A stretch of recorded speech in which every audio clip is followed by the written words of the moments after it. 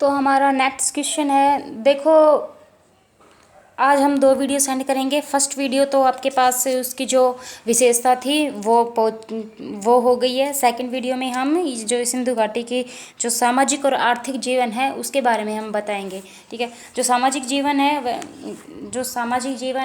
वहाँ के जो साक्ष्य मिले हैं उनके आधार पर हम बताएंगे कि उनका सामाजिक और आर्थिक जीवन कैसा था।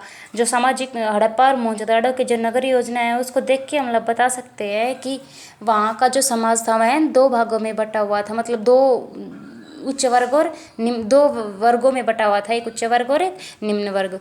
और ये सामाजिक वर्गीकरण हो गया। सेकंड पॉइंट है मात्र सत्तात्मक समाज है। जो हमें हड़प्पा और मोहनजोदड़ो के जो वहाँ पे खुदाई की और वहाँ पे जो साक्ष्य मिले हैं उनमें बहुत सारी हमें स्त्रियों की मूर्ति मिली है। तो यह इससे इतिहासकार अनुमान लगाते हैं कि वो जो हड़प्पा सभ्यता का जो समाज था वह मात्र सत्तात्मक था। वहाँ के खान पान, पहनावा, आभूषण और मनोरंजन, इनमें जो हमें जो भी कुछ अवशेष मिले हैं, जैसे खान पान में जो कुछ दाने वगैरह, मतलब जो भी अनाज हमें मिला है उसके जो फिर चित्र वगैरह मिला है उसके ऊपर अनाज मतलब खाते हुए कुछ लोग मिले हैं, तो केवल उसी के आधार पर हम ये बता सकते हैं कि वहाँ के खान पान कैसा था। मोहनजोदड़ो में एक बहुत अधिक मात्रा में खजूर मिले हैं, तो खजूर की गुठलियाँ मिली है, तो इससे इतिहासकार अनुमान लगाते हैं कि मोहनजोदड़ो में खजूर बहुत ही अधिक मात्रा में खाते होंगे। अनाज को कूटने के लिए ओखलियाँ भी मिली हैं, इससे अनुमान लगाते हैं कि वह अनाज को पीस कर आटा कूट कर या तैयार करके मतलब रोटियां बनाते होंगे। तंदूर और चूल्हे भी प्राप्त हुए हैं, जिससे अनुमान लगाया जाता है कि वहाँ पर रोटियों को पका कर खाया जाता था। तो ये केवल हम अवशेषों के आधार पर ये बता सकते हैं कि वहाँ का समाज कैसा था।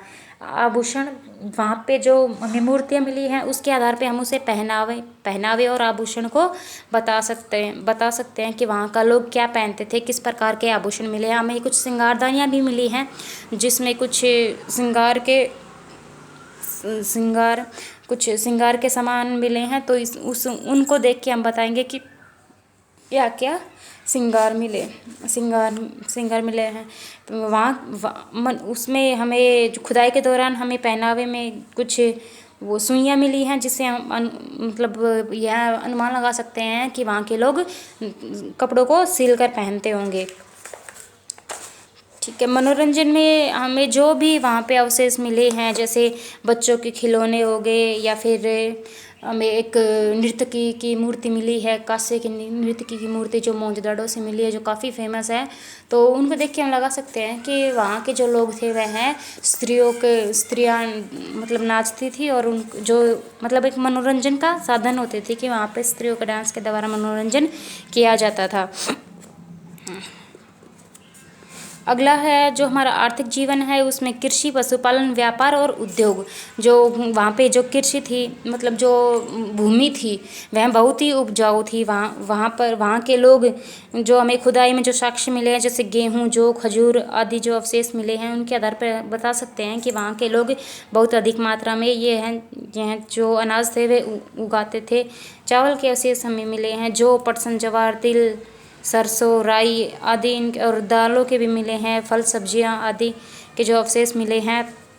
और खुदाई के दौरान हमें अनानागार भी मिला है, वहाँ पे भी कुछ अनाज के अवशेष मिले हैं। तो ये पता लगा सकते हैं कि अनानागार में अनाज को सुरक्षित रखने के लिए सिंधु घाटी के लोगों ने अनानागार का निर्माण किया होगा, और वह खेती हल और बैल की सहायता से करते थे।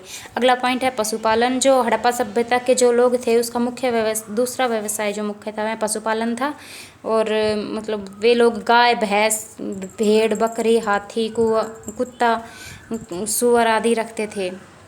बैल व बोझ ढोने के और कृषि के काम में लाया जाता था। गाय भैंस से दूध, दही, घी, मक्खन तैयार करते थे।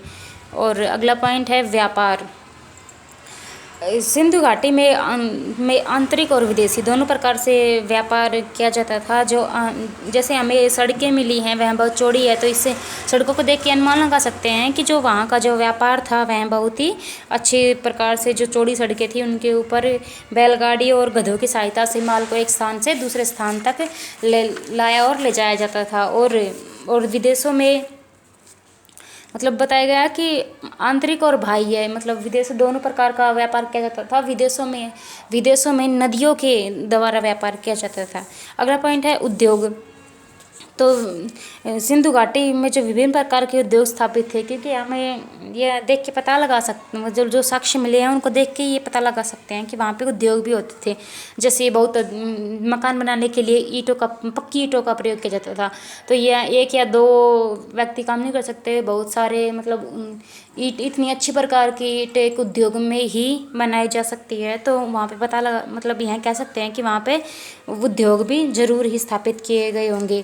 और दयाराम साहनी को जो दयाराम साहनी है उसको सूती कपड़े का एक टुकड़ा भी मिला, खुदाई के दौरान सूती कपड़े का टुकड़ा मिला है, इसलिए पता लगा मतलब कह सकते हैं कि वहाँ पे सूती वस्त्र उद्योग भी था।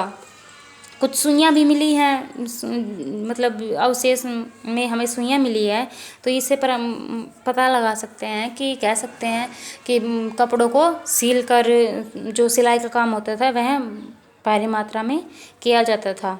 और दूसरी तरफ जो हमें मृद भांड मिले हैं वो भी बहुत ही अच्छे प्रकार के और पके हुए मिले हैं। तो यह मतलब जो कुंभकार थे वह चाक की सहायता से घड़े, मटके, प्याली, कटोरियाँ आदि बनाते थे। और इसके साथ साथ हमें बच्चों के खिलौने मिले हैं जो मिट्टी के बने हुए हैं, उनको आग में पकाया जाता था, फिर उन पर कलर किया जाता था।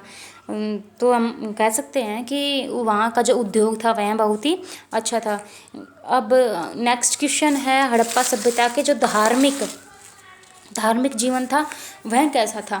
तो हम बता देते हैं कि खुदाई के दौरान जो भी हमें अवशेष मिले हैं हम केवल उन्हीं के आधार पर जो उनका धार्मिक जीवन था उनके बारे में बताएंगे। हमें बहुत अधिक मात्रा में मूर्तियां मिली हैं, तो ये कह सकते हैं कि वो लोग मूर्तियां की पूजा करते होंगे। दूसरा पॉइंट है शिव की पूजा। तो वहाँ पे जो मतलब जो हमें एक मूर्ति मिली है वह एक योगी की है, वह उसके 3 मुख है और एक योग की मुद्रा में बैठा हुआ है। उसके चारों ओर हिरण, सांड, हाथी, सिंह, गैंडा आदि पशु बैठे हुए हैं। इतिहासकारों का मानना है कि यह मूर्ति शिव की है।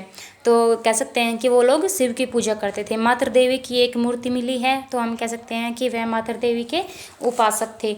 दूसरा है पशु पूजा। हमें जो हड़प्पा सभ्यता के जो भी हम खुदाई के दौरान जो हमें साक्ष्य मिले हैं उसमें कुछ पशुओं के चित्र मिले हैं और ऐसी मूर्तियाँ मिली हैं जिनके ऊपर जो शरीर तो था वो तो मानव का था, और उनका मतलब जो शरीर खुदाई के दौरान हमें जो मूर्तियाँ मिली हैं उसमें जो शरीर थे वह मानव और पशु दोनों को मिलाकर बनाए गए थे। और इसके अलावा कुबड़ बैल, जो वहाँ की जो सिंधु घाटी की जो सभ्यता थी उसके जो मोहरे थे उनके ऊपर हमें कुबड़ बैल, हिरण और गैंडा आदि के चित्र मिले हैं, जिससे यह मतलब अनुमान लगाते हैं कि वो लोग पशु की उपासना भी करते थे। दूसरा अगला पॉइंट है कृषि वृक्ष पूजा। तो मोहनजोदड़ो में हमें जो मोहर मिली है उसके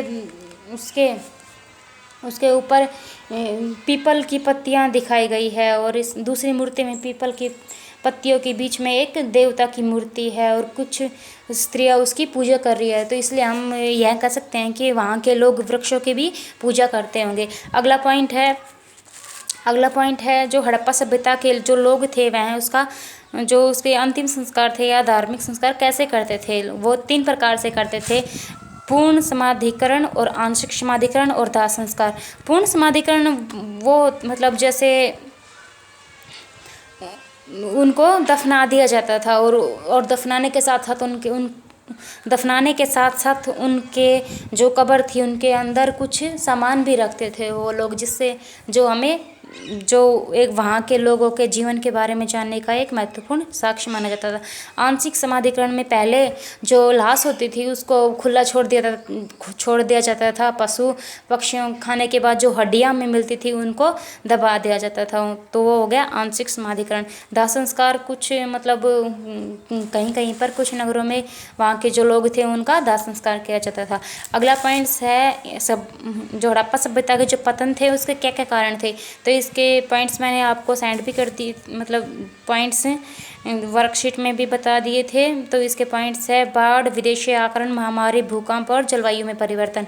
तो अलग अलग इतिहासकारों ने इसके पतन के अलग अलग कारण बताए हैं। कुछ ने बाढ़ बहुत, जैसे एक बहुत अधिक बाढ़ आ गई होगी जिससे उसका पतन हो गया होगा। कुछ ने कहा कि विदेशी आक्रमण हुए होंगे, जैसे आर्यों के आक्रमण माना जाता है विदेशों में, मतलब विदेशी आक्रमण आर्यों के आक्रमण माना जाता है, तो विदेशी आक्रमण बताया है। कुछ ने कहा कि महामारी और भूकंप की वजह से हड़प्पा सभ्यता का पतन हो गया। कुछ ने कहा कि जलवायु में परिवर्तन हो गया होगा जिससे हड़प्पा सभ्यता का, जो हड़प्पा जो सभ्यता थी उसका पतन हो गया है। Thank you. तो इन 2 वीडियो में, मतलब 3 वीडियो में आप जो हमारा जो फर्स्ट लेसन है वह कंप्लीट हो गया है। तो हम अगले नेक्स्ट वीडियो में नेक्स्ट क्वेश्चन, मतलब वो लेसन करेंगे। थैंक यू बच्चों।